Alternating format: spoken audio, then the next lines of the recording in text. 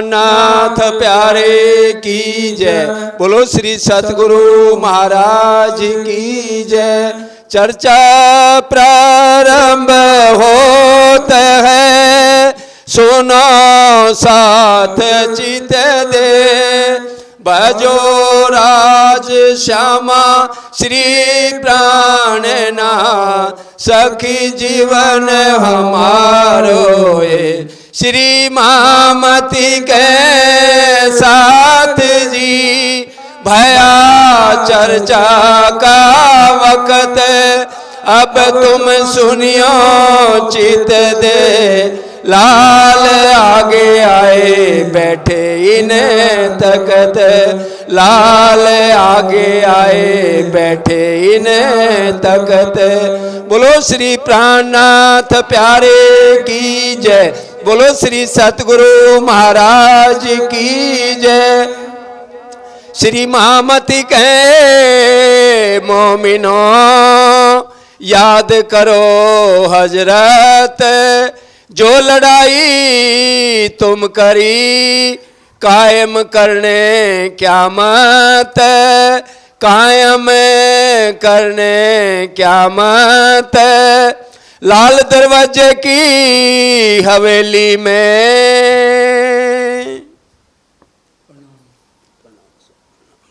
लाल दरवाजे की हवेली में सिंहासन पर विराजमान श्री राज श्री ठकुरानी जी के चरणों में कोटि कोटि प्रणाम। आप सबके चरणों में कोटि कोटि प्रणाम। सुंदर साहब जी, मैं धामधनी अक्षरातीत विद्या विनंद बुद्ध निष्कलंक अवतार, हिंदू ग्रंथों के अनुसार हरिद्वार के अंदर जितने सनातन धर्म सभा की 4 संप्रदाय के बड़े बड़े आचार्य महाराज थे, रामानुज, नेमानुज, विष्णु श्याम, माधवाचार्य और 10 नाम संन्यास मत वाले थे, और 4 वेद के 6 आचार्य और आगे 6 शास्त्र हुए। उनके सब बड़े बड़े आचार्यों के साथ जब ये वार्तालाप हुई कि किस तरह से मेरे जीव को आप मुक्ति दे सकते हो, तो सब ने इसी 14 लोक के अंदर का वर्णन किया। और अंत में श्री जी ने क्या कहा, भाई रे ब्रह्म ज्ञानी, ब्रह्म दिखलाओ तुम सकल में साईं देखा। ए संसार सकल है सुपना, तो तुम पार ब्रह्म क्यों पेख्या। अब सब जने इसी इंतज़ार में थे कि इन्होंने हमारी सारी बात को गलत ठहरा दिया, क्योंकि सो तेता ही बोलिया, जो गया जहाँ लो चल, अपने अपने मुख से बयां करी मंजिल। श्री जी साहब किसी को गलत नहीं कह रहे, लेकिन अब सबने मिलके ये विचार किया, इन्होंने तो हमें 14 लोक के लिए मना किया कि ये सब नाश हो जाना है, अब हम देखें कि ये क्या करते हैं। तो उन्होंने 23 प्रश्न किए सुंदर साहब जी श्री जी साहब के ऊपर। और पहला प्रश्न क्या था, आपके सतगुरु कौन है। श्री जी साहब देखिए, इंद्रावती की आत्म जिनके अंदर धामधनी स्वयं विराजमान है, वो कह सकते थे भाई मैं इन सब का सतगुरु हूँ, आया हूँ। उन्होंने क्या क्या, हम 5 तत्व वाले मिटने वाले शरीर को सतगुरु नहीं कहते, क्योंकि प्राणनाथ जी भी किसके हृदय में बात करते हैं, महामती जी के धाम हृदय में बैठ के बात करते हैं। और चर्चा भी कब शुरू होती है, जब 5 शक्तियाँ विराजमान होती हैं। यहाँ तक कि जब भी श्रीमद् भागवत भी होती है तो आप नोट करना, व्यास जी की अलग गद्दी लगाई जाती है कि व्यास जी इस तख्त पर विराजमान है, तब श्रीमद् भागवत कही जाती है। उसी तरह से, और ये तो फिर ब्रह्म ज्ञान है जो दुनिया जानती नहीं है, तो वो पार ब्रह्म इस ब्रह्मांड में नहीं आए, लेकिन इंद्रावती जी के धाम हृदय में विराजमान होकर के पूरी कुलजम श्रुवाणी कही है। फिर आसबाई जिनका लालदास जी नाम रखा गया, पहले वो सेठ लक्ष्मण दास थे, अब हैं वो भी महामती, उनके हृदय में बैठ कर के ये लिखवा रहे हैं। कलम जरूर लालदास जी की चल रही है, लेकिन कहने वाले कौन है, स्वयं धामधनी अंदर बैठ के बोल रहे हैं। तो अब इस समय सबको बता दिया भी सतगुरु कौन है। हमारे सतगुरु ब्रह्मानंद है कि देवचंद्र जी के अंदर श्यामा महारानी आई, उनकी सुरता द्वारा देवचंद जी, और फिर राजी महाराज ने स्वयं दर्शन दिए। देवचंद्र जी को दर्श दियो, जो है पूर्ण रूप, तार तम को तत्व कयो, हृदय बैठ स्वरूप। वाणी में भी हम चौपाई पढ़ते हैं, तारतम लई श्री राज पधार्या। तो तारतम ये नहीं है कि देवचंद जी के अंदर प्राणनाथ नहीं थे, उनको भी राज कहा गया, उनको भी साहेब कहा गया देवचंद जी को। वाणी में भी आता है, सुंदर बाई कहे धाम से आया साथ, दोए ब्रह्मांड ए तीसरा दिखाया प्राणनाथ। प्राणनाथ जी खेल दिखा रहे हैं और प्राणनाथ जी इंद्रावती जी के धाम हृदय में और आसपाई के हृदय में बैठ के ये सारी बातें हमें समझा रहे हैं। अब इस तरह से हरिद्वार से होकर के शिरजी साहब लाल दरवाजे आते हैं। श्री राजे किया हुक्म। अब यहाँ पर कौन हुक्म कर रहे हैं? श्री राजे किया हुक्म, क्योंकि श्री राज भी इनको कहा जा रहा है और शिरजी साहब भी इन्हें ही कहा जा रहा है। ये दो शब्द ही वाणी में मिलेंगे, या साहब बोल रहे हैं वही हैं और श्री राज बोल रहे हैं वो भी वही हैं। लाल गोवर्धन को कहा जय मुल्ला पूछो तो मैं। अभी तक चर्चा वेद और वेदांत से चल रही थी, लेकिन अब अंदर आ गए अक्षर ब्रह्म। लेकिन ये नहीं है कि अक्षर ब्रह्म आ गए तई राज्य को कुरान हुआ, ये तो पूर्णति पूर्ण है। नीले पीले मंदिर तीसरी भूमि में लेटे लेटे ही सब शास्त्रों की रचना कर दी है। लेकिन अब काम कराना है मोमनों से। राज्य तो सब जानते हैं, जब तक इनको पूरा इल्म नहीं आएगा और कुर्बानी करना नहीं सीखेंगे, आगे औरंगजेब से जाके लड़ाई करनी है बातूनी, उनको समझाना है। तो शिरजी साहब इनको भेजें तो पहले उनको अंदर से तो मजबूत करें कि जाना है औरंगजेब के दरबार में। और अभी इसलिए क्या कहा शिरजी साहब ने? दोनों को कहा कि तुम जाओ दोनों और जाकर देखो कुरान में हमारा क्या लिखा हुआ है। लाल गोवर्धन गए एक मुल्ला पास मैजद, क्योंकि लालदास जी ने ही सारा ज्ञान, आगे जाकर सारी बातें औरंगजेब के दरबार में भी ज़्यादा लालदास जी बोलेंगे, इसलिए लालदास जी को मजबूत कर रहे हैं, ताकि अगर ये मजबूत होंगे और इनकी रहनी सही हो जाएगी, डरेंगे नहीं, तभी तो ये जाके आगे शास्त्रार्थ कर सकते हैं। इसलिए बड़े ध्यान से ये बातें समझने की हैं आज, क्योंकि जब अब श्री जी तो खुद धामधनी हैं, उनके अंदर ही इंद्रावती के अंदर बैठे हैं और आस भाई के अंदर बैठ के ये बातें करा रहे हैं। लेकिन उनको मजबूत करने के लिए इन दोनों को कहते हैं कि जाके देखो कुरान में क्या लिखा है। कुरान की रचना करने वाला कौन है? वेद शास्त्रों की रचना करने वाला कौन है? धामधनी के हृदय से ही तो एक पल में ये वेद शास्त्र हो गए। परम धाम से ही उन्होंने दिल में जब ले लिया तो सब शास्त्रों की रचना हो गई। लेकिन अब उनको कह रहे हैं कि तुम जाओ और जाके देखो, मुल्ला के पास जाओ मस्जिद में और देखो कुरान में क्या हकीकत लिखी है। बातें सुनत मुल्ला की आपस में भई जेद। अब लालदास जी को तो फिर यकीन पक्का था। और ये गोवर्धन दास जी कहाँ से आए थे? सुंदर साहब जी। हाँ जी, गोवर्धन भाई बता देंगे। हाँ जी, अवासी बंदरगाह से आए थे। लेकिन उनके दिल में वहाँ के माहौल देख के पहले ही थोड़े डरे रहते थे गोवर्धन दास जी। और यहाँ भी अब मुल्ला तो कुरान पढ़ा रहा है, उसने जब खोला कि क्या आया है, गोवर्धन दास जी को डर लग रहा है। इधर देख रहे हैं, इधर देख रहे हैं, कहीं कोई मुसलमान तो नहीं आ गया, उनके दिल में डर लग रहा है। लेकिन लालदास जी का विश्वास पक्का हो गया। क्यों? एक तो माया को पीठ दे दी। अभी गोवर्धन दास जी ने पूरी माया को पीठ नहीं दी। अभी पैसे से बहुत प्यार है उनको, इसलिए अभी अपनी आधी प्रॉपर्टी बेच के आए हैं ना। और धामधनी ने कह भी दिया भाई सारा खर्चा तुम संभालो, तो अपने हाथ से देना है। तो अभी यहाँ पर अब डर रहे हैं, यकीन अभी पक्का नहीं हुआ, तभी तो डर रहे हैं। इधर देख रहे हैं कोई मुसलमान ना आ जाए, इधर देख रहे हैं। और अब दोनों की लड़ाई हो जाती है। आपस में लालदास जी की और गोवर्धन भाई की। गोवर्धन के दिल में डर रहे मुसलमान। एक एक शब्द वाणी से चलेगा। अब गोवर्धन भाई के दिल में क्या डर है? मुसलमानों से डरते हैं, क्योंकि मुसलमान इलाके से आए हैं, जबकि हैं हिंदू। अब मुसलमानों से डर लग रहा है, क्योंकि औरंगजेब हिंदू की शक्ल नहीं देखता है कि कहीं अगर औरंगजेब को पता लग गया तो मेरी मरने की नौबत ना आ जाए, ये डर रहे हैं गोवर्धन दास। दो राह में लड़के आए लाल दरवाजे सोए। अब बहुत कह रहे हैं लालदास जी को, अरे भाई ये जो है ना प्राणनाथ जी हमको मरवाने के लिए यहाँ भेज दिया। अब ऐसी बातें करने लगे। अब लालदास जी को तो पूरा यकीन हो चुका था, और लेकिन अब गोवर्धन दास ने जब ये देखा कि लालदास तो टस से मस नहीं हो रहे, अब अंदर जो है ना दुविधा आ गई। अब हम देखिए रिश्तेदारों को धोखा दे लें और यार दोस्तों को धोखा दे लें, कभी भी हमें सुंदर साथ को धोखा नहीं देना चाहिए।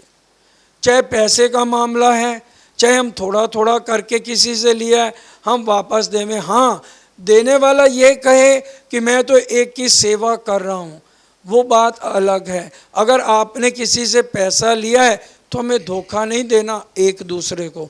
ये बहुत बड़ा सिखापन है सुंदर साथ के लिए, क्योंकि धनी न जाए किनको धूत्यो, जो कीजिए अनेक विचार, तुम चैन ऊपर के कई करो, पर छूटे ना क्यों ए विकार। हमें ये विकार रखना नहीं है।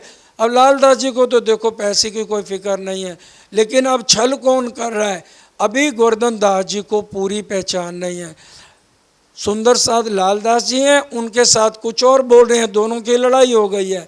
अब जब देखा कि लालदास जी तो पक्के हो रहे हैं, अब क्या चालाकी करने लगे, लालदास जी से पहले चल के श्री जी के चरणों में पहुंच गए। गोवर्धन ता पहुंच के कई सुनी चर्चा जो आज। अब जो मुल्ला ने सारी बातें बताई थी उनको सोचने लगे और आके श्री जी को कहने लगे, श्री जी साहब, बहुत कुरान में हमारी सारी घर की बातें लिखी हुई हैं, और कुरान में पूरी इशारतें परम धाम की, जमुना जी की, हौज कौसर की, सारा वर्णन उसके अंदर है। वहां की बातें सुन के कहने लगा जब वहां की बातें गोवर्धन दास ऐसे कहने लगे तो ये जो लालदास जी ने अर्ज करी तब लालदास जी आए।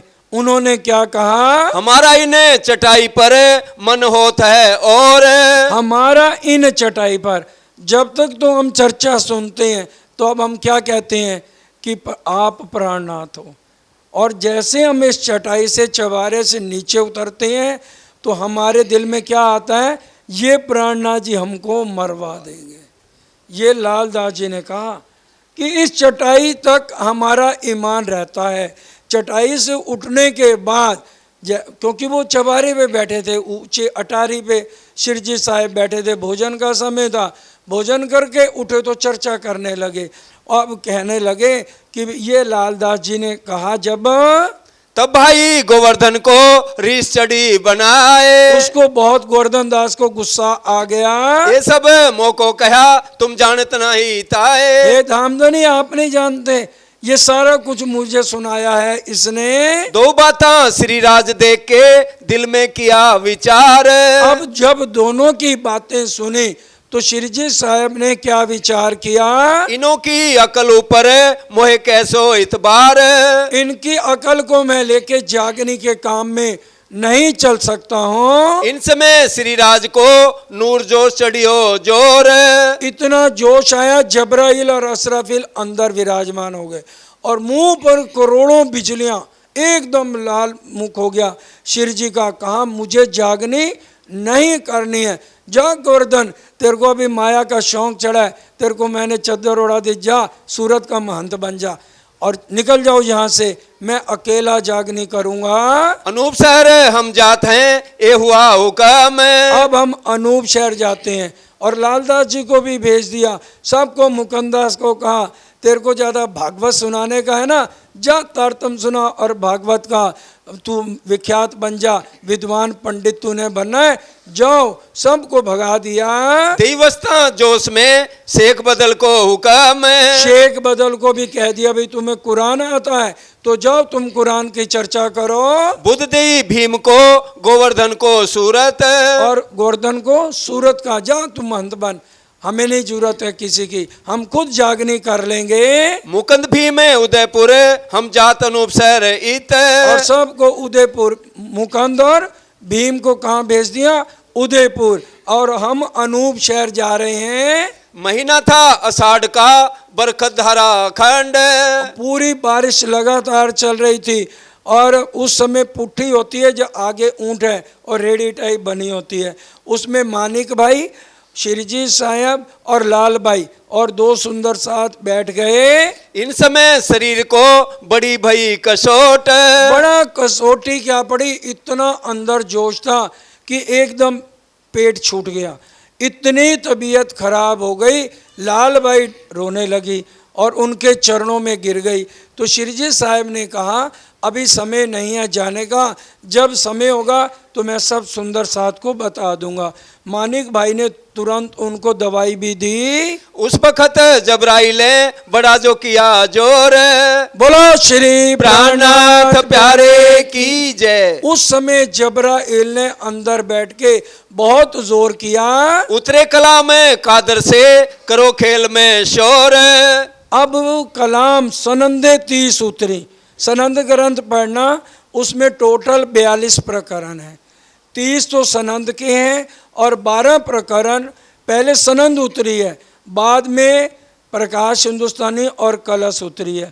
तो कलश हिंदुस्तानी के 12 प्रकरण सनंद में लिखे गए हैं। उन 12 प्रकरणों में महामती पहली बार आया है, ये ध्यान दे के समझना है। उससे पहले महामती नहीं आया। रास पढ़ लो, प्रकाश पढ़ लो, खटरूती पढ़ लो, कलश गुजराती पढ़ लो, प्रकाश गुजराती, कहीं पर भी महामती नहीं आया। हुई पहचान मेहंदी सो, तब क्या महामती नाम, ये सनंद में चौपाई मिलेगी। और उसके बाद कलश में मिलेगी, हुई पहचान पीयूसों, तब क्या महामती नाम, अब मैं हुई जाहिर, देखिया वतन श्री धाम। और सुरता मूल मिलावे में राज्य को जब प्रणाम की तो राज्य अंदर आकर फिर यहाँ विराजमान हुए। और यहाँ तामस बिरहा का, एक तो होता है इश्क का बिरहा आता है, इश्क में बिरहा आता है, दुख थे बिरहा उपजे, बिरहा प्रेम इश्क, ये तामस का बिरहा है। न आंखों में आंसू न होठों पे आए, मगर एक मुद्दत हुई मुस्कुराए। अब मुस्कुराहट खत्म हो गई, अंदर इतना जोश। और यहाँ सनंद ग्रंथ उतरा और ये बिरहा तामस का, मैं चाहत न स्वांत इन बात, अजो आऊद अंग चले, मैं कायर लोगों के साथ जागने का काम नहीं कर सकता। अभी धामधनी ने मेरे को बिल्कुल तंदुरुस्त रखा है और धामधनी का नाम लेके मैं अकेला ही जागनी कर सकता हूँ। तो ये उस प्रकरण में बिरहा तामस का 149 चौपाई पे शायद है, ये प्रकरण उतरा है कि तू मोमनों को सिखापन है, तू चल हस्ती होए के गज पाखर घंट बजाए। कि अगर दुनिया में रहना है तो दोनों कानों पे घंटे बांध लो, क्योंकि कोई भी तुम्हें दुनिया वाले जागनी के काम में आगे चलने नहीं देंगे, इसलिए तुम्हारी निंदा करेंगे। तो जैसे हाथी होता है ना, तो वो कानों में उसके निंदा ना जाए, इसलिए उसके दोनों कानों पे घंटे लगा दिए जाते हैं। फिर कहा ये ब्रह्मांड इतनी तिलकन वाला है, इसके ऊपर चींटी भी नहीं चल सकती, इसलिए बड़ा संभल के अपना पाँव रखना है ताकि आपको धामधनी का रास्ता मिल जाए। तो ये बहुत बड़ा सिखापन यहाँ पर हमें धामधनी दे रहे हैं कि इस ब्रह्मांड में रहते हुए अगर हमने धनी तक, मूल मिलावे तक पहुँचना है, युगल स्वरूप का ध्यान करना है, युगल स्वरूप के दर्शन करने हैं, तो दुनिया को पीठ देनी पड़ेगी। जब तक हम नहीं देंगे, हम सोचेंगे उसने मुझे ये कह दिया, उसने मुझे ये कह दिया। अभी गोवर्धन दास का भी आपने देखा कितना बड़ा सिखापन दिया है, वो अभी तक उसके अंदर मैं ख़त्म नहीं हुई, मेरे अंदर ये मैं पना गुमान ख़त्म नहीं हुआ। जो लो मैं नहीं मरती ना तब तक, जब ये मैं खुद ही टरे तो सायब सो भेंटी हो। ये मार्फत क़यामत नामे में आता है, जब लग हमारे अंदर साहिबी है, बुजुर्गी है, तब तक सायब के साथ हमारी भेंट नहीं हो सकती। जब ये आशंका मेटी तो सायब सो भेटी। जब हमारे हृदय में शंके, मैं पना, घमंड, अहंकार टूटता है, तब सायब के साथ मिलाप होता है। अब यहाँ पर इंद्रावती जी को इस तरह से सनंद ग्रंथ उतरता है और इंद्रावती महामती का खिताब यहाँ पे मिला है। इसलिए अब यहाँ से सनंद के बाकी जो 30 प्रकरण आप पढ़ेंगे उसमें ना तो इंद्रावती बोल रही है ना महामती बोल रही है, धामधनी स्वयं बोल रहे हैं। आप सनंद के 30 प्रकरणों में पढ़ोगे कहीं पर भी महामती भी नहीं आएगा, क्योंकि जैसे कोर्ट में केस जीतना होता है तो गवाह चाहिए, तो इसलिए आखिरी स्टैम्प जब लग जाती है तो उसको कोई भी फिर गलत नहीं कहता। सनद कि इसके बाद कोई भी शब्द इसके अंदर और ऐड नहीं हो सकता है। तो महामती की यहाँ धामधनी खुद बोल रहे हैं, लेकिन 12 प्रकरणों के अंदर, क्योंकि कलश हिंदुस्तानी के दोबारा प्रकरण शुरू में हम सनद पढ़ेंगे तो 12 प्रकरण पहले महामती के आएंगे और फिर 30 प्रकरण सनद के आएंगे, और उसके अंदर धामधनी स्वयं बोल के हमें सिखापन दे रहे हैं। सब खबर है कुरान की, हकें करी बख्शीश है। सब खबर कुरान की, कुरान का खुलासा हो गया, क्योंकि अब हमें अलग से कुरान की आरती उतारने की जरूरत नहीं है। श्रीमद् भागवत की आरती उतारने की, वेद कतेबों की आरती नहीं उतारनी। या कुरान या पुराण, एक कागद दो परवान, या के मगज मायने हम पास और अंदर आए के खोले श्री प्राणनाथ। श्री प्राणनाथ जी अंदर विराजमान है, वही इस के भेद सारे खोलते हैं। हम तो एक माइक की तरह हैं। जब राज्य महाराज परम धाम से करंट भेजते हैं तब ये माइक बोलता है। जब तक पीछे से करंट नहीं आ सकता तब तक कोई मोमन भी चर्चा कर नहीं सकता। और ये करंट पीछे से भेजने वाले कौन है? धामधनी है। क्योंकि हमारे असली तन का लिंक किसके साथ जुड़ा हुआ है? धामधनी के हृदय के साथ। ये बातें बहुत गहरी हैं। असली तन का लिंक हमारा किसके साथ जुड़ा हुआ है? धामधनी के हृदय के साथ। हम धामधनी को याद नहीं करते, धामधनी हमें याद करते हैं, तब हम मंदिर में आते हैं, नहीं तो मंदिर भी नहीं आ सकते।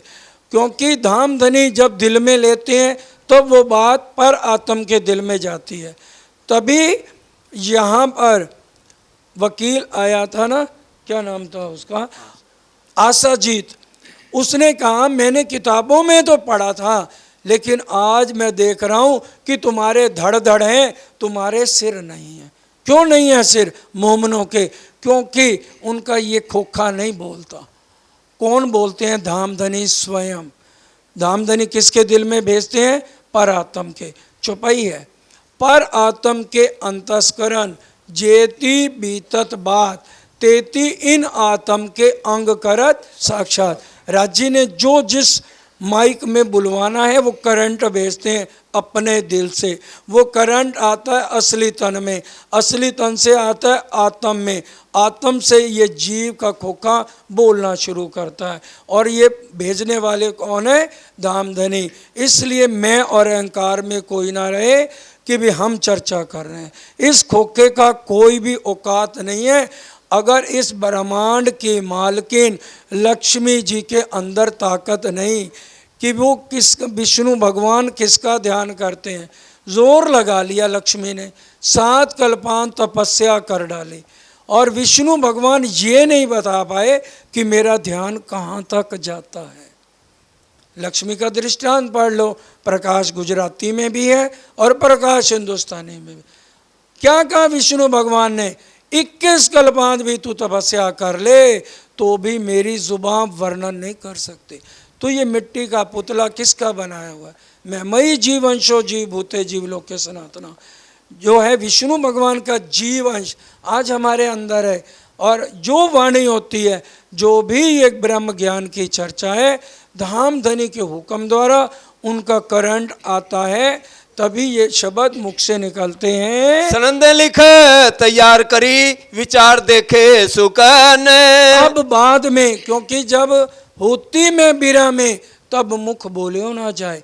क्या कह रही है महामती जी, ये वचन महामती से प्रकट न हो, क्योंकि मैं बिरा में हूँ तो मैं तो कुछ बोल ही नहीं सकती हूँ, कि धाम धनी खुद आके इसको बोल रहे हैं। और मैं जो वाणी भी गा रही हूँ, किसके हुक्म से गा रही हूँ? साहब के हुक्म में ये वाणी गावत है मोहम्मद। तो मैं साहब के हुक्म से जितना कुछ हो रहा है, साहब बुलवा रहे हैं, तो मैं सुंदर साथ को ये बातें बता रही हूँ। ये बाणी सुन के पीछा न हटे मोमिन। इस बाणी को सुन के खासकर औरंगजेब जो परम धाम की साकुमार बाई की आत्मा में बिल्कुल पीछे नहीं हटेगी। और यहाँ पर पूरा दृढ़ निश्चय हो गया है कि ये कुरान का अर्थ हमारे में आ गया। लेकिन वो शब्द कौन से थे? हिंदी के अंदर थे सुंदर साथ जी, क्योंकि सारी भाषा कुलजम स्वरूप किसके आया है? सबको भाषा अपनी भली मिने सगल जहान, सबको सुगम जान के कहूँगी हिंदुस्तान। इसके अंदर पंजाबी का भी शब्द आएगा, हिंदी का भी आएगा, इंग्लिश का भी आएगा, मिक्स, उसको कहते हैं हिंदुस्तानी भाषा। तो ये सारी वाणी हिंदुस्तानी भाषा में है। इन मजल ऐसा हुआ सब कारज भये सिद्ध। सारे कारज सिद्ध हो गए इस मंजिल के अंदर। अपने निज वतन की आई जागृत बुद्ध। अब वतन की जागृत बुद्ध और निज बुद्ध में क्या अंतर है? जागृत बुद्ध तो परम धाम की है, और निज बुद्ध क्या है? धाम धनी के दिल की बातें, जिससे जागनी करके इंद्रावती जी सबको परम धाम पहुंचा रही हैं। अब सुंदर बाई श्यामा जी का पहला जामा सुंदर साथ को जागनी करके मूल मिलावे में क्यों नहीं पहुंचा सका? क्योंकि सुंदर बाइयाँ देखा दिल के दीदो माएँ, ब्रिज रास धाम की पूरी सुध है, जो कि अक्षर ब्रह्म को भी नहीं है।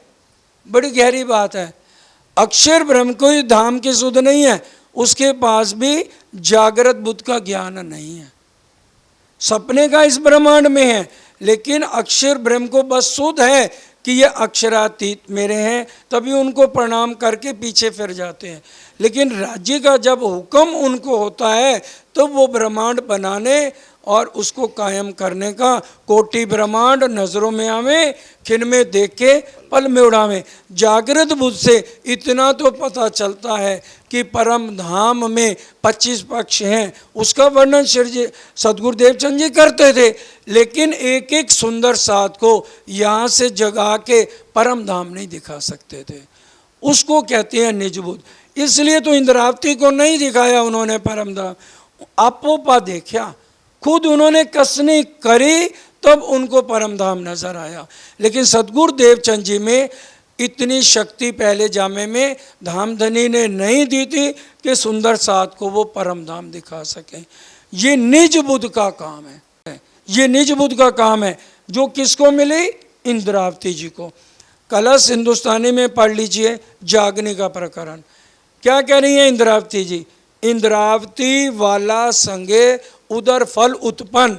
जब मेरा धाम धनी से मिलन हुआ, मेरे उदर से 2 फल उत्पन्न हुए, एक निज बुद्ध अवतरी, दूजा नूर तारतम। एक तो निज बुद्ध मेरे अंदर आ गई कि मैं सुंदर साथ को परम धाम दिखा सकती हूँ। दूसरा नूर तारतम सनंद से शुरू हो गया, निज नाम श्री जी साहेब जी। ये अनूप शहर से शुरू हुआ है, ये वहाँ से कलश गुजराती वहाँ से शुरू नहीं हुआ, अनूप शहर से हुई पहचान मेहंदी सो तब क्या महामती नाम। अब मैं हुई जाहिर देखा वतन श्री धाम। यहाँ मेहंदी कहा गया सनंद में, और कलश हिंदुस्तानी में पीयू कहा गया। पहचान हुई पहचान पीयू सो तब क्या महामती नाम। ये इस तरह से आप सनद में पढ़ सकते हैं, हुई पहचान मेहंदीसों, और हिंदी में पढ़ेंगे तो हुई पहचान पीयूषों। तो इस तरह से कलश हिंदुस्तानी के 12 प्रकरण सनद के अंदर है और 30 प्रकरण सनद में, जिसके अंदर धामधनी कहीं अल्लाह लिखा है, कहीं हजरत लिखा है। तो इस तरह से 30 प्रकरणों के अंतिम में आपको ये शब्द पढ़ने को मिलेंगे। लाल गोवर्धन मिलके जाए कहो शेख सलेमान। अब लालदास और गोवर्धन दास जी को दोनों को क्या कहा, तुम अब शेख सलेमान के पास जाओ। और क्योंकि शेख सलेमान कौन है, औरंगजेब का खास पीए है, तुम शेख सलेमान को जाके कहो कि भी हमें जो है औरंगजेब से मिलना है। अब शेख सलेमान ने क्या कहा, कहे पहले तो इन भेषों मिलत नहीं सुल्तान। ये जो आपने हिंदुओं वाले कपड़े पहने हैं ना, इससे सुल्तान मिलता नहीं है, तुमको भेष बदलना पड़ेगा। तो फिर मीरा और शेख का इसमें प्रसंग आता है कि भी अकबर के दिल में भी ये चाहना थी कि मैं मीरा के भजन सुनूं। तो वजीर ने क्या कहा, उसके अगर भजन सुनने हैं ना आपको है तो आपको भेष बदल के जाना पड़ेगा।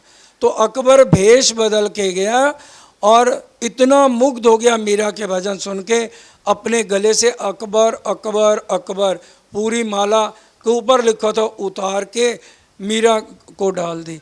अब मीरा कभी भी जो भी कोई उसको कुछ देता था वो अपने गिरधर गोपाल के चरणों में समर्पित करती थी। अब जब अगले दिन राणा आया, उसने देखा तो उसके दिल में संशय आ गया कि इसके गलत रिलेशन अकबर के साथ है। तलवार लेके मीरा का सिर काटने लगा तो कृष्ण कन्हैया ने पीछे से आके बाजू पकड़ ली और मीरा की रक्षा करी।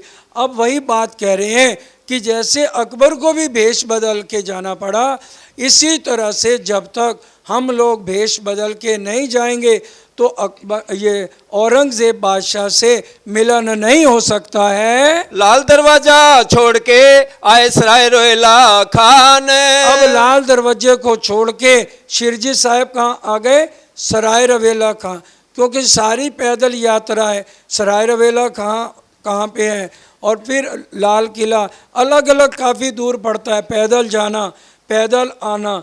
तो इसलिए अब वो लाल दरवाजे को छोड़ के कहाँ आ गए, दिल्ली में ही लाल दरवाजा है और दिल्ली में ही सराय रवेला खां है, वहाँ पे शिरजी साहब आ जाते हैं। एक कलाम पारसी में करें तब होवे पहचान। अब शिरजी ने क्या कहा, अब इन कलाम को पारसी में करना पड़ेगा, तब ये औरंगजेब तक खबर जाएगी, क्योंकि हिंदी में वो पढ़ता नहीं है और सिर काटने का हुक्म कर देता है। तब लड़के कायम को बुलाए लाया दयाराम। दयाराम कायम मुल्ला को बुला लाया, पैसे का लालच दिया कि महीने के इतने पैसे देंगे, तुम जो ये है हमें पारसी के अंदर शब्द करके दे दो।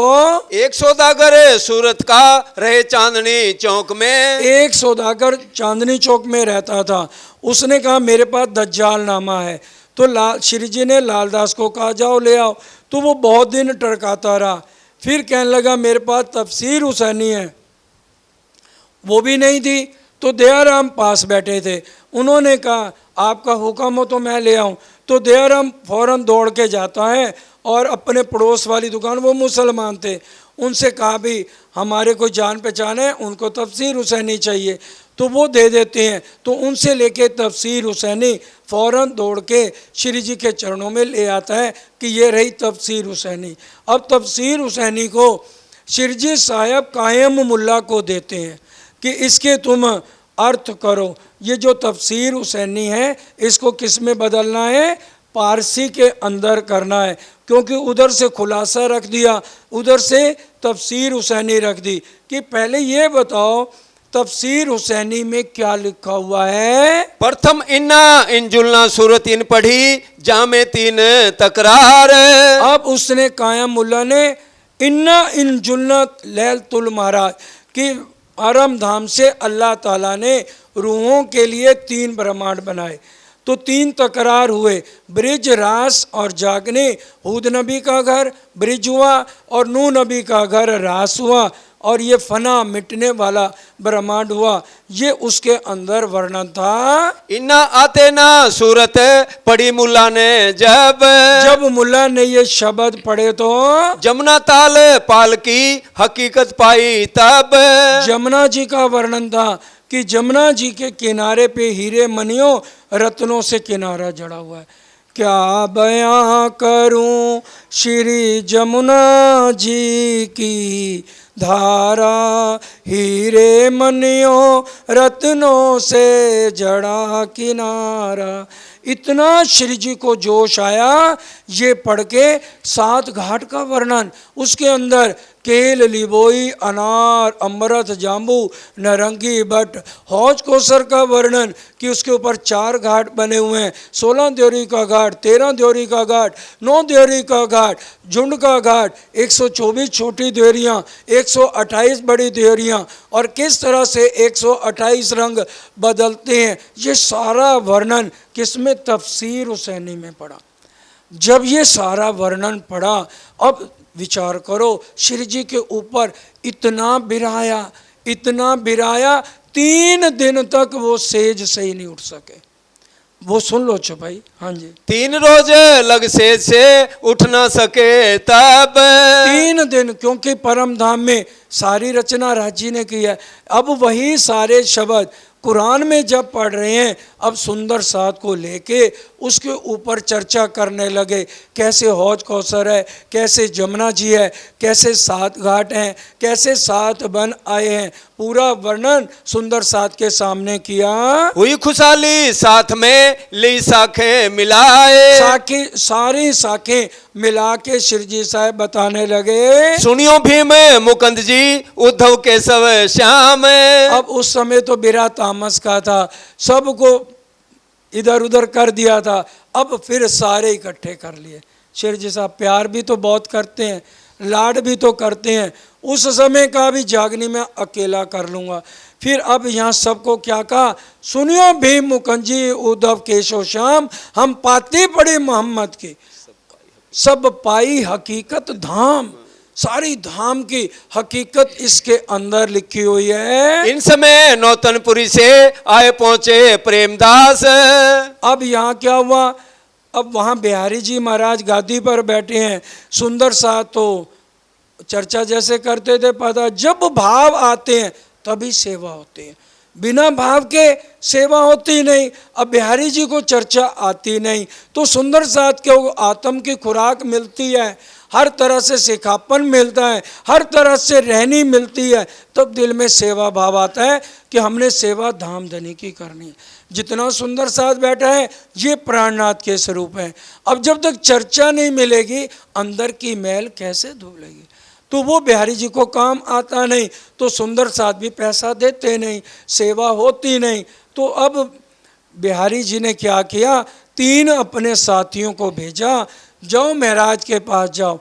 अब भेजने का शिरजी साहब तो जानते हैं। अब वो तीनों जने आ गए। कौन कौन? प्रेमदास, संगजी भाई और नागजी भाई। 3 सुंदर साथ नौतनपुरी से दिल्ली में आते हैं। रसूल साहब की बात को कबू ना सुने कान। अब यहाँ आए तो यहाँ मोहम्मद की चर्चा हो रही है। जोलो ना चीनो मोहम्मद को, तोलो सुद ना जमाने, ना सुद बका फना की, ना सुद नफा नुकसान है। वाणी में भी 3 बार 3 शब्द अलग अलग जब हम वाणी पढ़ेंगे। रसूल मोहम्मद आएगा तो जो अक्षर ब्रिजराज खेल के आए बरारब शाम, और अगर गिरोह मोहम्मद आएगा तो वो श्यामा जी के लिए आएगा। आखिरी मोहम्मद आएगा तो वो प्राणनाथ जी के लिए आएगा। इसलिए वाणी पढ़ेंगे तो इन बातों का ध्यान रखना है, क्योंकि तभी हमें शुद्ध आती है कि ये शब्द कौन किसको कब कह रहा है। जब तक हम इसलिए बीतक हर साल नहीं समझते, वाणी भी हमें समझ नहीं आती। वाणी में क्या लिखा है? ए सतवाणी मत के, कहीं ये नहीं लिखा ए सतवाणी पढ़ के। हम उंगलियों से फटाफट कह देते हमने पाठ पढ़ लिया। उससे क्या होता है? हमारे शरीर के दुख दूर नहीं होते। फिर हम इल्ज़ाम क्या लगाते हैं? हम तो भाई अपने सतगुरु के पास गए थे, उन्होंने हमें कह दिया, हमने तो पाठ कर लिया, लेकिन हमारे तो दुख दूर नहीं हुए। हम ये नहीं समझते वाणी हमें क्या सिखापन दे रही। ए सतवाणी मत के 40 दिन तक हमारे सतगुरु साहब ने जो टीका करके हमें अर्थ समझाए हैं, सुबह प्रातः 3 बजे उठ के लगातार टीके वाले अर्थ को 40 दिन में एक पाठ करो। राज्य को ये नहीं है कि आप उनको दिखा दो 11 पाठ करें, उनको तो ये है कि आपको पहचान होनी चाहिए मूल मिलावे की, आपकी सुरता परम धाम में लगनी चाहिए। हम यहाँ चितवन करें तो हमारा सीधा ध्यान धाम धनी के चरणों में लगे, और वो तभी हो सकता है जब हम लगातार हर रोज़ चितवन करें। अब इसलिए जब भी यहाँ अब आगे जाके चितवन का प्रसंग आएगा तो अम्मी जी को प्रार्थना है वो मना नहीं करेंगे, आधा घंटा यहाँ से लेके मूल मिलावे की चितवन सब सुंदर साथ को कराएंगे, क्योंकि इतना बोलने में मेरे को भी मुश्किल होती, गुड़गांव में भी 2 घंटे बोलना पड़ता है। तो इसलिए जैसे ये प्रसंग आएगा उस दिन आधा घंटा अमित जी को आना पड़ेगा यहाँ, और सुंदर साथ की पूरी चितवनी लगवाएंगे। तो अब इस तरह से सारी बातें यहाँ पर सुंदर साथ को समझाई जाती हैं। खुदा एक मोहम्मद बरहक ता पर ना ल्यावे ईमान, और खुदा एक बरहक है, ये सारी बातें जो है रास्ते में उतरी हैं, और अब ये चर्चा करके सब सुंदर साथ को समझा रहे हैं। जब चर्चा करी हजूर ने दी श्री देवचंद्र जी की पहचान, अब ये तीनों जने आ गए, प्रेम जी, नाग जी और संग जी भाई।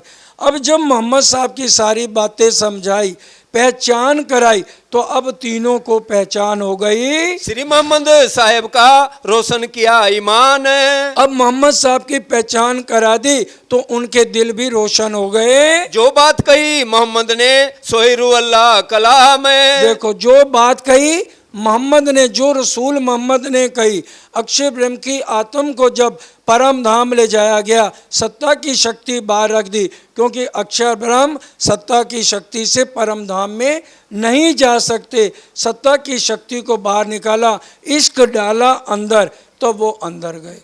तभी उन्होंने पूछा मोतियों के मुंह पर कुलफ क्यों? नहीं तो अक्षर ब्रह्म कैसे पूछ सकते हैं?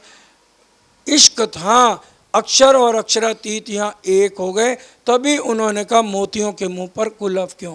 तब क्या कहा धामधनी ने? तेरी उम्मत ने गुनाह किया है, इन्होंने खेल मांगा है, इसलिए इनके मुंह पर कुलफ है।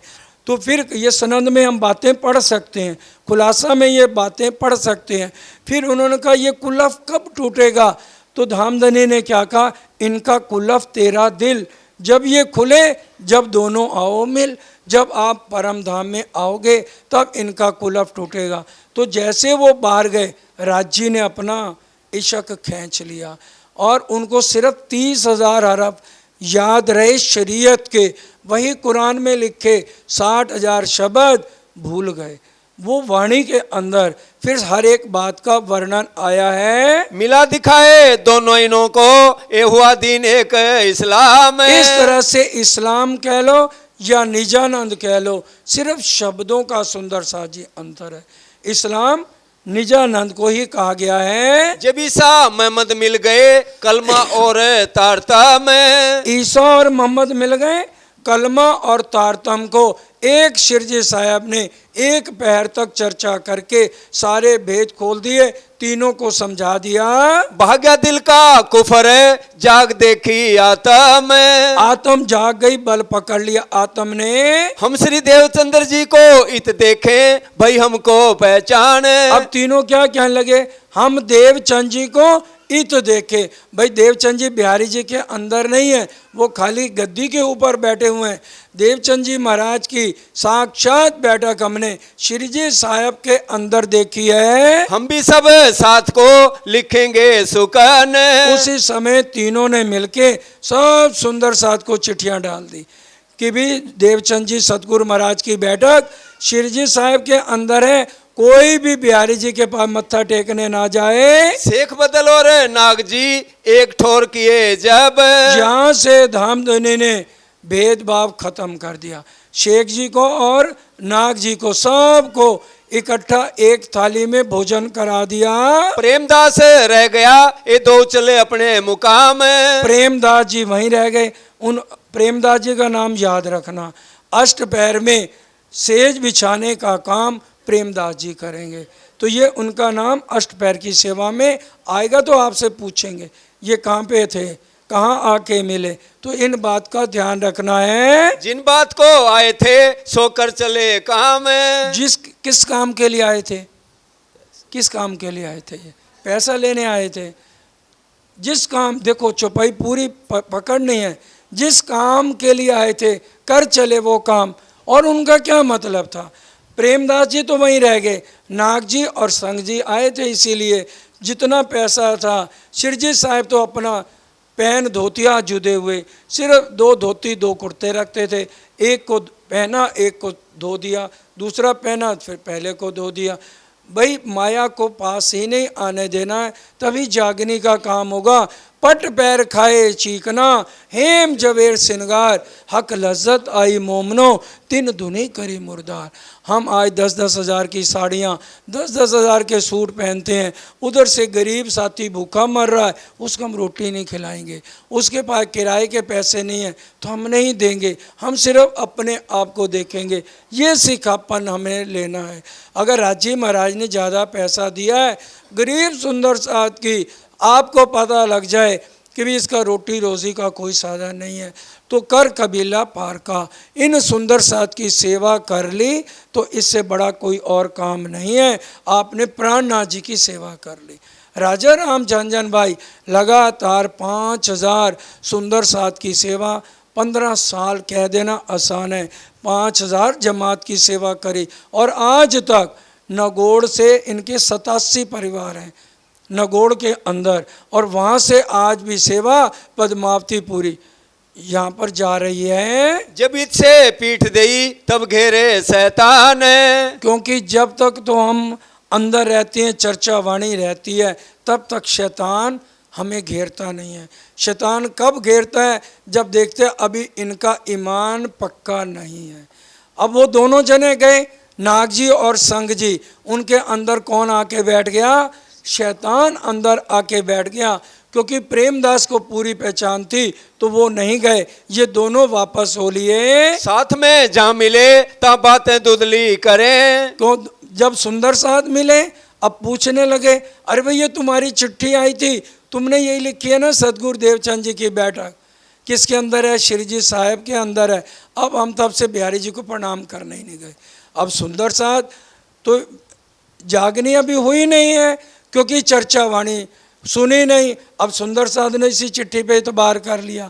अब जब आगे सतगुरु बिहारी जी के गद्दी के पास पहुंचे तो क्या उन्होंने जब पूछा तो श्री देवचंद्र जी को हम देखे बैठे उन्हें मुकाम है। जब उन्होंने डांट लगा के पूछा तो डर गए दोनों। कहते हैं सच्ची बात तो ये चिट्ठी हमने ही लिखी है, हमने वहाँ पर साक्षात दर्शन किए। सतगुरु देवचंद जी महाराज उनके हृदय में बैठ के जागनी का काम कर रहे हैं। इतनी बात सुन के उठ भाग्या मैं तर। उठ के भाग गए बिहारी जी, दौड़ लगाने लगे, मैं तुम्हारा महाराज नहीं।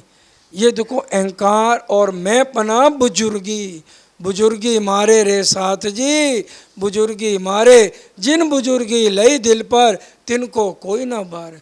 खोवे जोश बंदगी खोवे, खोवे साहब की दोस्ती, इश्क बिना जेती बुजुर्गी, सो सब जानो आग जेती। वाणी में क्या लिखा है कि बुजुर्गी को मारो पैजारो। पैजारो का अर्थ क्या लिखा है? जूते की नोक पे बुजुर्गी को रखो जब मंदिर में आते हो। मैं पना बैठ के कभी अगर दिल में होगा तो ये वाणी हमारे अंदर नहीं जाएगी, हमें स्वरूप की पहचान नहीं होगी, ईमान पक्का नहीं आएगा। चर्चा सुन के जाएंगे, शैतान घेर लेगा। तो इसी तरह से दोनों को शैतान ने घेरा। पास बोल के सच बोला तो बिहारी जी भाग गए। 3 दिन 3 रातें अर्ज बेनती करते रहे। चुपाई सुन लो। रहुना पास तुम्हारे झगड़ा हुआ यूं कर, मैं तुम्हारे पास बिल्कुल नहीं रहूंगा। ये सब मिले पीछे दौड़े, फिर आए क्यों ना फिरे जे। वो एक पेड़ के दौड़ के भाग गए और एक पेड़ के नीचे जाके बैठ गए। और सुंदर साहब बेचारे क्या करें, वो भी दौड़ दौड़ के, बिहारी जी ने थका दिया उनको कि मैंने अब तुम्हारे हाथ में आने वाला नहीं हूँ। कदमों ला करें आज जी, बातें भूल के कही हम ये। अरे मुंह से गलती से निकल गया, माफ करो। बहुत अर्जी करी है। 3 दिन तहाँ रहे, बात कहूँ ना सुने कान। 3 दिन 3 रात मेहनत करी, चरणों पड़े, माफिया मांगी, कान पकड़े, बहुत कुछ कर लिया। आखिर 3 दिन बाद चिट्ठी लिखो पहले कि सतगुरु की बैठक मेरे अंदर, मैं धामधनी हूँ। अब दोबारा सुन लो ये बात। हाँ फिर जी। ठोर ठोर पाती लिखी अपने फिरे की। अपने फिरे की कि हमारे से गलती हो गई, माफ़ी चाहते हैं। गलती से लिखा गया, सतगुरु देवचंद जी की बैठक बिहारी जी के अंदर है। मत कोई लाइयो ईमान तरफ श्री जी साहेब जी। श्री जी साहेब के ऊपर कोई ईमान ना लाना। ये दोबारा फिर इन्होंने सबको चिट्ठियां लिखी हैं। बैठे एकांत एक ठोर 5 किए समार। अब यहाँ पर श्री जी साहब क्योंकि हिंदुओं के पास जाते हैं तो मुसलमान नहीं टिकने देते कि भी तुम हिंदू होकर के कुरान कैसे पढ़ रहे हो, और अगर कुरान जाते हैं तो धोती कुर्ता पहनते हो, और तुम हिंदुओं का वेद वेदांत पढ़ते हो। औरंगजेब को पता लग गया तो हमारा कलाम कत्ल कर देगा। अब डर के क्या करें? शिरजी साहब को तो डर है नहीं, तो अब वो क्या करते, एक पेड़ के नीचे, ये देखो हमारे लिए आशिकी राजी निभा रहे हैं या हम आशिकी निभा रहे हैं। हमें आज कितना ईमान है धामधनी पे, हम अपने अंदर देखें हम कहाँ पे खड़े हैं। आज तक हमें अपनी असली भी आत्म को नहीं देख पाए। कितने दुख की बात है।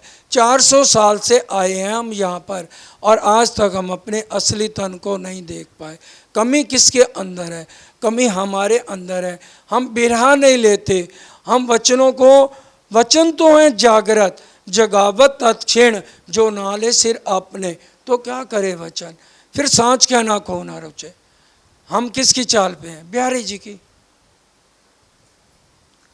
परमधाम नजर नहीं आ रहा, अपना असली तो नजर नहीं आ रहा, शैतान अंदर बैठा हुआ है, विश्वास राज्य पे है नहीं, तो किस पे हैं हम?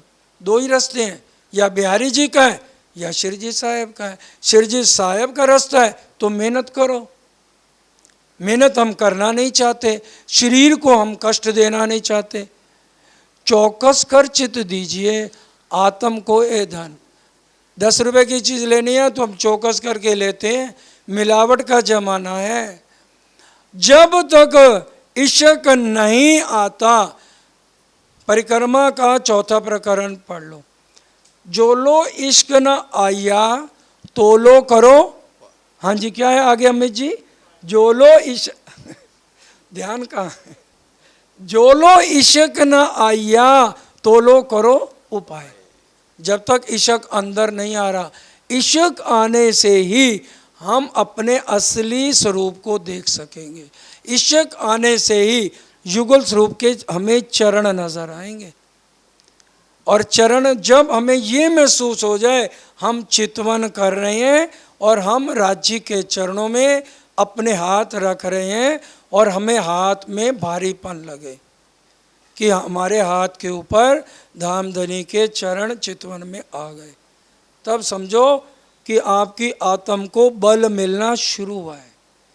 उसके बाद चौपाई क्या कह रही है? ए चरण मेर करत जिन ऊपर, तब मेर होगी धामधनी के चरणों की।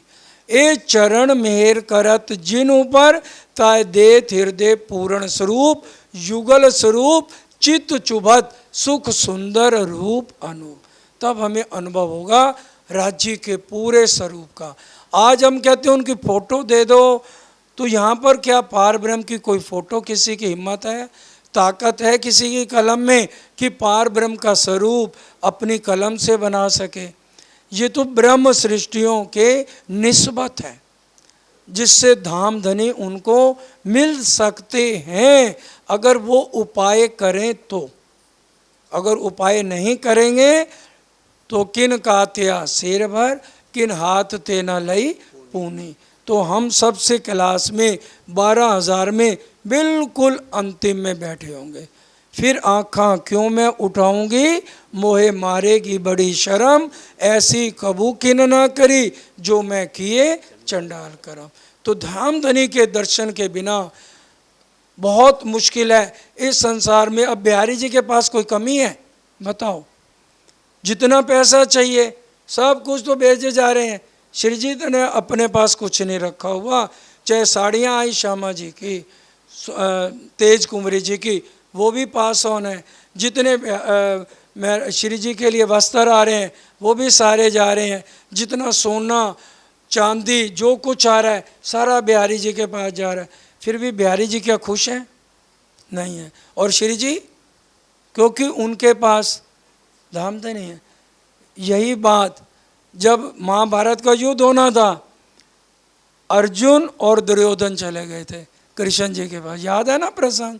तो अर्जुन उनके चरणों में बैठ गए थे, दुर्योधन उनके सिर पे चढ़ के बैठ गया जाके। और जब वो उस समय आंखें बंद करके आराम कर रहे थे, जैसे उनके आंखें खोली उनकी नज़र अर्जुन पे बोले पार्थ कैसे आना हुआ? दुर्योधन एकदम बोल पड़ा, पहले मैं आया हूँ। उनका भाई अच्छा पहले तू है तो तू मांग ले, क्या मांगता है? अब भाई युद्ध की तो ठान गई है भाई एक तरफ, तो फिर अब आप मेरी कैसे मदद करोगे? अब क्या बोले कृष्ण जी? 16 कला संपूर्ण थे, कह लगे भी एक तरफ तो मैं निहत्था हूँ, मैं कोई भी अस्त्र भी नहीं उठाऊंगा, और दूसरी तरफ मेरी ये सारी सेना करोड़ों लोग हैं इसमें, तो भाई पहला हक तेरे को है, भाई पहले तू आया है। बड़ा खुश हो गया, कहता मेरे को तो ये सारी सेना दे दो। अब क्या कहा कृष्ण ने अर्जुन को, सोच ले भाई, कहते जिसको आप मिल गए उसको हार जीत के लिए क्या सोचना। जहाँ आप हैं वहाँ आपकी मेहर, आपकी जहाँ आप तहाँ नज़र, जहाँ नज़र तहाँ मेहर। जहाँ एक धाम धनी हमें मिल जाए तो दुनिया लेकर हम क्या करेंगे?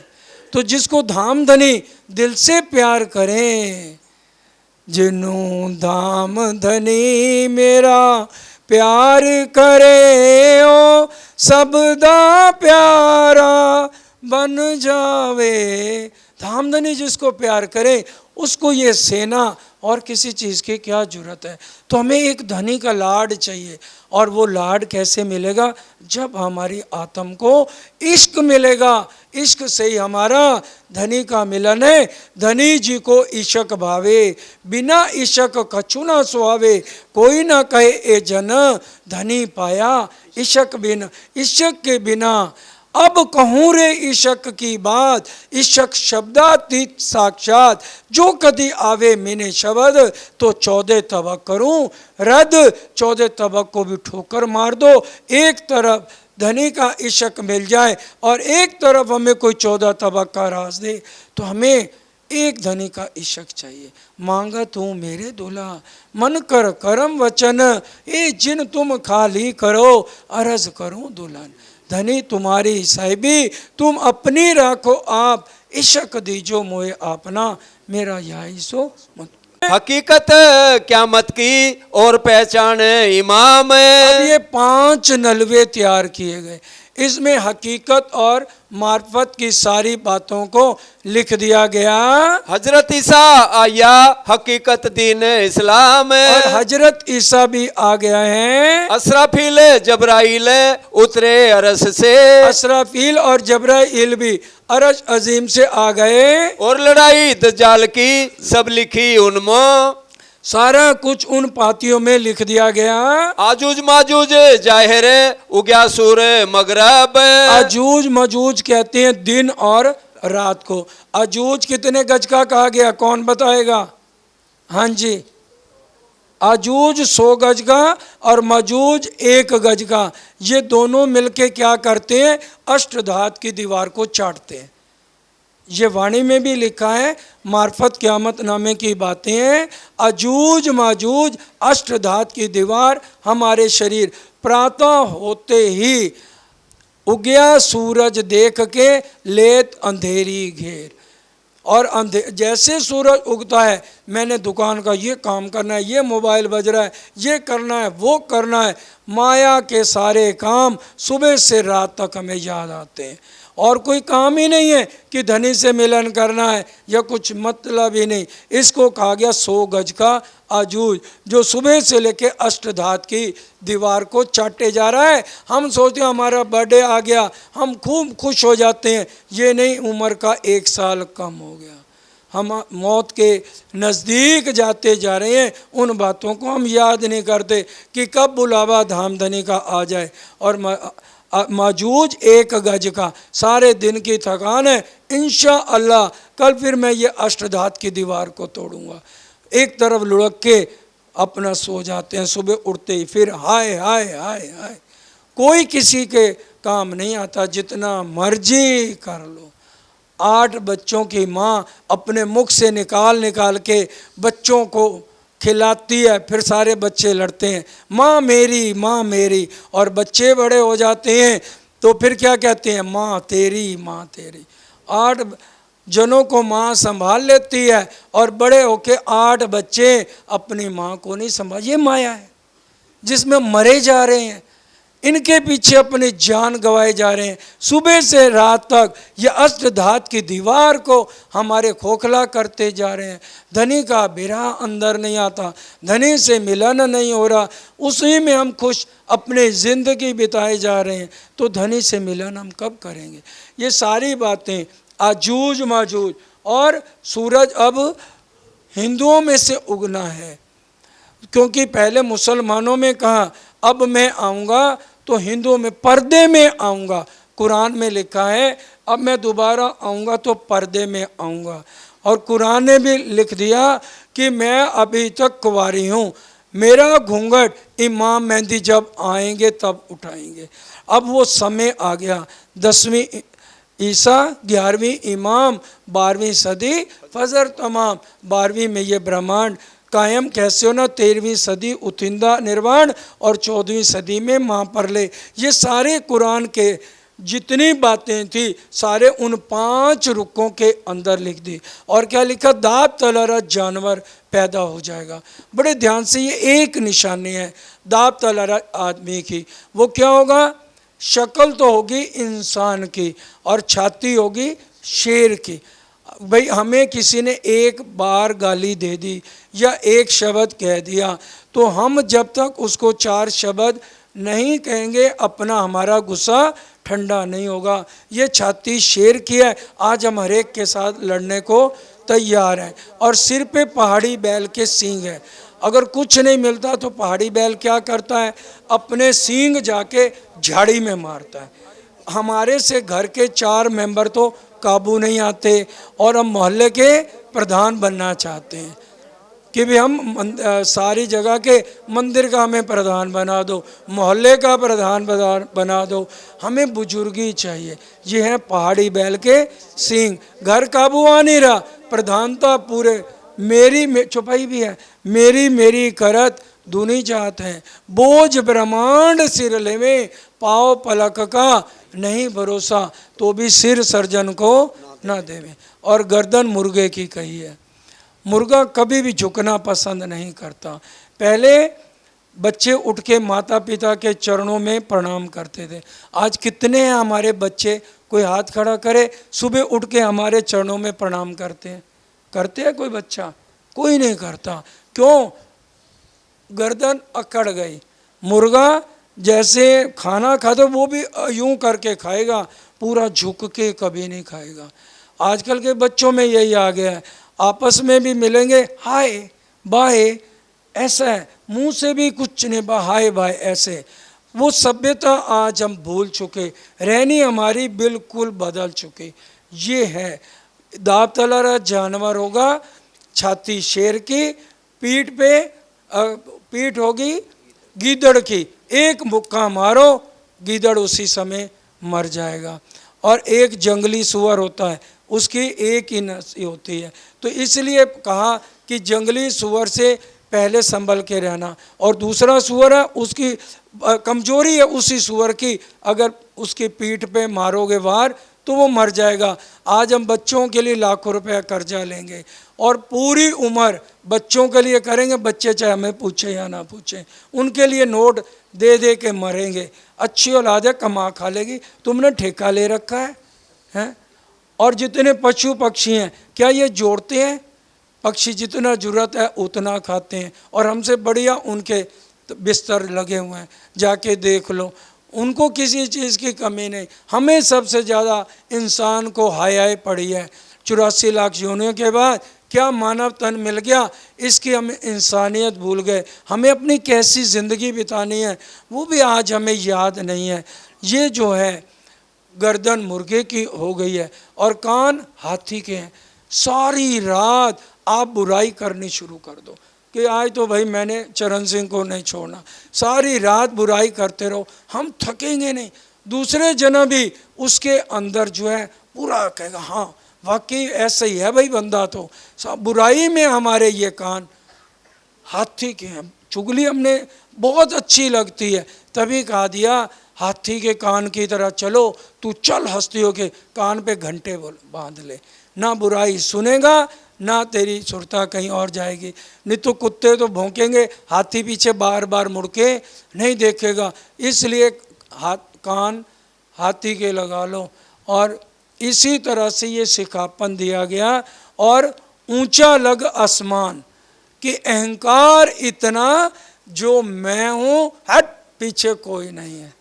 ये वाणी में प्रकरण भी है बहुत बड़ा। चले महीपत जो कि जैसे हम सम्राट होते हैं ना, ऐसे हम चलते हैं। और प्राणनाथ जी कह रहे हैं ये संसार कितने दिन रहसे, ये तो विचार करो कितनी देर तुम्हारा ये तन रहेगा। तुम माया के बंधनों से छूटो और एक प्रीतम का ध्यान करो। कुरान हदीसों की शायदी दे के लिखे बनाए। और कुरान हदीसों की शायदी, ये जितना कुछ बताया है फिर दोबारा आएगा बहुत बार, इसलिए आज एक बार ही समझा दिया है। इन बातों को अब हमने ध्यान रखना है कि भाई एक दांतलर जानवर पैदा हो जाएगा, उसकी छाती शेर की, पहाड़ी बैल के सींग, आंखें सूअर की।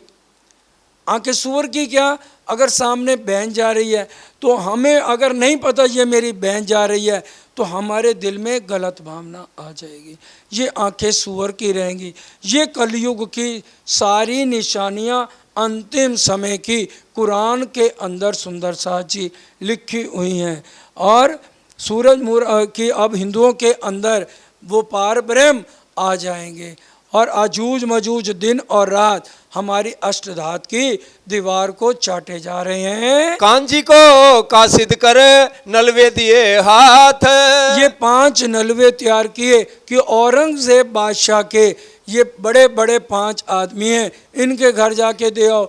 एक तो शेख इस्लाम है, एक रजवी खां है, एक आकिल खां है, एक सीधी पुलाद है और एक शेख निज़ाम है। ये 5 जनों के हाथ नलवे भेजते हैं शिरजी साहब। और लेके कौन जाता है, कांजी भाई। जो कहाँ गया था कांजी भाई, हाँ जी बताइए कहाँ गए थे कांजी भाई। शिरजी को कैसे बचाया था कांजी भाई ने, भाई जुराज जी के वस्त्र लेके हफ्से के अंदर गए थे। हम जैसे तो लाखों जग में, तुम सा कोई ना दाता, फौरन उनके वस्त्र उतार के खुद पहन लिए। अब जिसने श्री जी ने खुद ही अपना कवच जिसको पहना दिया तो उसके ऊपर और क्या कोई वार कर सकता है। तो कांजी भाई भी बच गए थे। ये हफ्से का प्रसंग था। हम कासिद पेटार्थू करें खिजमत अपने औरत। अब वो 5 जने बार बार पूछते हैं कि भी आप कौन हो। कांजी भाई को पूछा, उन्हें कहा हम तो भाई पिटार्थू हैं, पेट के लिए हमें पैसे मिलते हैं इसलिए मैं तो ये काम करता हूँ। वो फकीर जो है पहाड़ के ऊपर एक तरफ गोश से एक किनारे पे बैठा है, सैयद मोहम्मद इब्न इस्लाम है, उनका नाम सैयद मोहम्मद इब्न इस्लाम। शिरजी साहब अगर किसी मुसलमान को चिट्ठी लिखते थे तो उसके ऊपर ये साइन करते थे, सैयद मोहम्मद अब इस्लाम के नीचे साइन करते थे। बैठा गो से एक तीर, एक गो से पहाड़ के एक किनारे में बैठा है। गया आकिल खान के यहाँ उनकिया इनकार। आकिल खान ने इस चिट्ठी को लेने से इनकार कर दिया। फेर दिया नलवे को लिखी लानत जेन। फिर आकिल खान ने अब इसके ऊपर पूरे ब्रह्मांड की लानत लिखी है। 5 पैगाम पहुंचाए के आए मिले मोमिन। अब 5 पैगाम देके कांजी भाई आता है। अब शिरजी साहब कांजी भाई को अकेले नहीं भेजते, 4 सुंदर साथ को और पीछे भेजते हैं। किसी तरह से इसके ऊपर भी आंच नहीं आनी चाहिए। अब वो सारे मिलके शिरजी के पास आते हैं। ये हकीकत लेके दौड़े पासे श्री राज। हकीकत देखिए, इस तरह से हम पांचों को पैगाम दे आए हैं। कई सारी बीतक जो गुजरी है आज, जो पूरी बीतक इस तरह से सारी बातें बताते हैं। यूं करते सबन के फिरे 15 दिन। 15 दिन इस तरह से फिरते रहे। हम पांचों इकट्ठे मिलके देवेंगे उत्तर। अब पांचों बारी बारी जाते हैं। शेख इस्लाम जो सुप्रीम कोर्ट का जज भी है और सबसे बड़ा मौलवी भी है, शेख इस्लाम, वो कहता है कि भाई ये तू क़यामत का निशान ले आया है, अभी हम सारे इकट्ठे होंगे, एक जने के हाथ में नहीं है कि हम इसका उत्तर तुम्हें लिख के दे दें। इन भांत आजिज होए के आया पास श्री राज। और फिर आजिज होके श्री राज के पास कांजी भाई आते हैं। जवाब कोई ना दे वहीं बहुत फिरा इनकाज। मैं बहुत फिरा हूं लेकिन जवाब कोई भी नहीं दे रहा है। श्री महमती कहे सुनो मोमिनो ये नलवों की बीतक। ये नलवों की हकीकत आपको बताई है। अब कहो आगे प्रयाण की कहूँ सो हकीकत। अब आगे और हकीकत सुनिए। देखिए कितनी मेहनत धाम धनी एक एक का कुंडा खड़का के कर रहे हैं, हमारे लिए आशिकी निभा रहे हैं अपनी, और एक हमें अभी तक भी हम आशिक नहीं बन सके, अपने धनी के स्वरूप की पहचान नहीं कर पाए, दिल में बिरहा नहीं आ रहा और मिलन नहीं हो रहा है। फिर बैठे प्रयाण को जाए दूर बैठे श्री राज। क्योंकि हिंदू नहीं बैठने देते अपने डेरे में, मुसलमान नहीं बैठने देते, तो दूर जाके एक वृक्ष के नीचे बैठ जाते हैं। आपस में मसलत करी क्या करना है आज। अब आपस में मसलत करते हैं कि अब हमें क्या करना चाहिए। मसलत करी बाग में क्यों पावे खबर। अब ये किसी तरह से ये औरंगजेब के जो 5 आदमी हैं इन तक खबर पहुंचनी चाहिए। फिर अभी नंदराम भी एक सुंदर साथ आते हैं, वो घड़ियालची था कि मस्जिद में घड़ियाल बजाया करता था, तो उसको भी शिरजी साहब ने, उसके भाई आए, सब ने कहा भैया हमारा भाई नंदलाल जो है मस्जिद में घड़ियाल का काम करता है, रात को ये बजाते ना घंटे, 12 बज गए, 1 बज गया, 2 बज गया, तो शिरजी साहब ने वो भी एक पाती बनाई, उसके ऊपर लिखा गया इतलाहे आम, क्योंकि उर्दू में लिख के भेजना है मुसलमानों के पास। उसमें लिखा ईसा रुअल्ला आ गए, आजूज मजूज आ गए और अब इमाम मेहंदी आ गए, ये सारी बातें उसके ऊपर लिखी और कहा रात को 12 बजे इसके गुसल खाने के ऊपर छोड़ देना। ये नंदलाल घड़ियालची का पढ़ो। नंदलाल घड़ियालची ला कबीले समेत ईमान। वो कबीले समेत ईमान लेके आया। मिल भाइयों मसलत करी रुक्का लिख सुनावे कान। कि रुक्का सुनावे कान की औरंगजेब तक किसी तरह से आवाज जानी चाहिए। घड़ियालची ले जाएंगे चौड़े दरवाजे गुसल खान। गुसल खाने के ऊपर ये जो है रुक्का चिपका दो रात को। 3 रुक्के में लिखा जो कोई मुसलमान, जो कोई मुसलमान है इस रुक्के के पढ़े बिना अगर वो दरबार में बैठेगा तो खुदा की उसको लानत लगेगी, क्योंकि उजू करते हैं पहले वो गुसल खाने, 14 अंगों को मुसलमान धोते हैं तब वो नमाज पढ़ते हैं, जो ईदगाह की उनकी नमाज होती है, उसके बाद में ही वो दरबार में बैठ सकते हैं।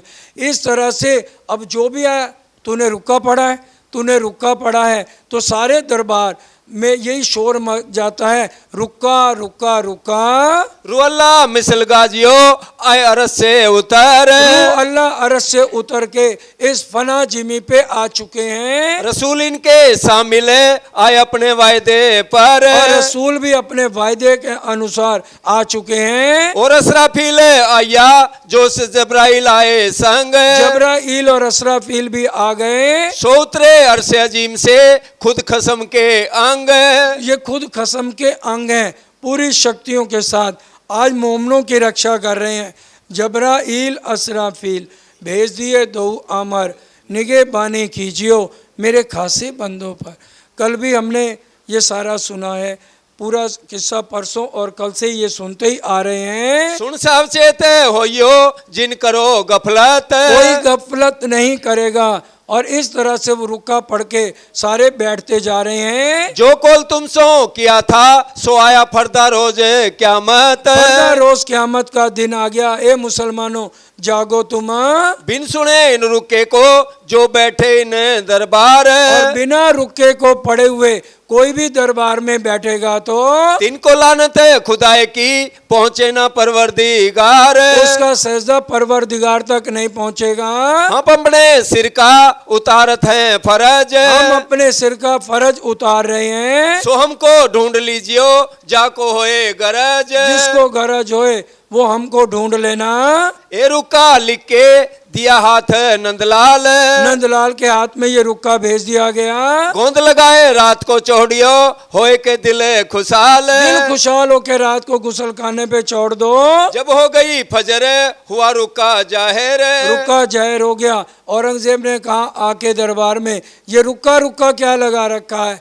तो फिर शेख इस्लाम था वहाँ पे, शेख सलेमान पिए था। शेख सलेमान ने कहा किसी ने गुसल खाने पे रुक्का लगाया है। तो कहा औरंगजेब ने उस रुक्के को उतार के लाया जाए। तो रुक्का जब उतारा पड़ा तो शेख सलेमान को धक्का दिया औरंगजेब ने।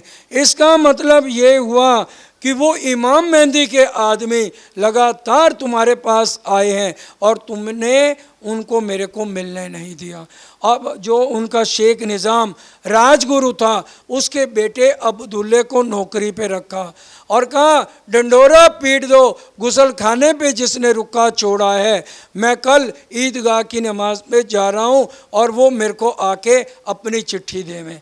अब निर्मल दास और लाल दास जी शिरजी साहब इन दो जनों को भेजते हैं। मैं जाऊं जुम्मे नमाज को आए हाजिर हुए सोए। और वो आदमी हाजिर हो जाएं।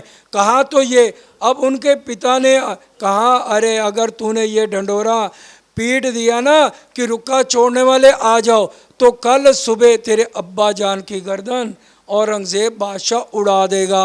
वो कहने लगा फिर खबर क्या दो।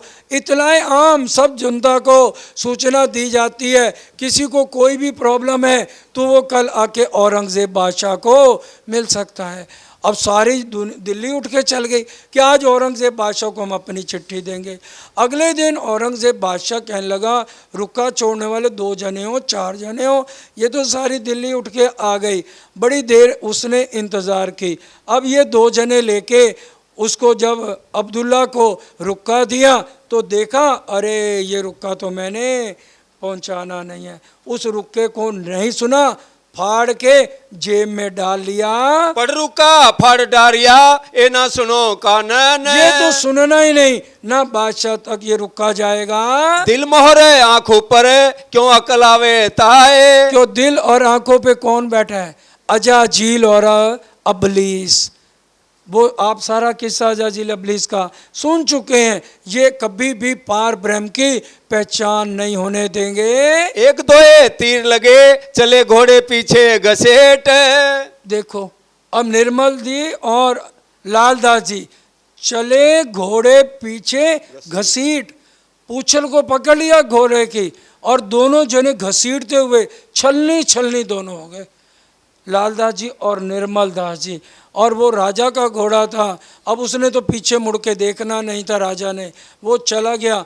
अब श्री जी के पास आके कहा कि इस तरह से हमने कोशिश बहुत की है लेकिन हम पैगाम नहीं पहुंचा सके, इसलिए अब हमें औरंगजेब दरबार में मुसलमान भेष बदल के जाना ही पड़ेगा।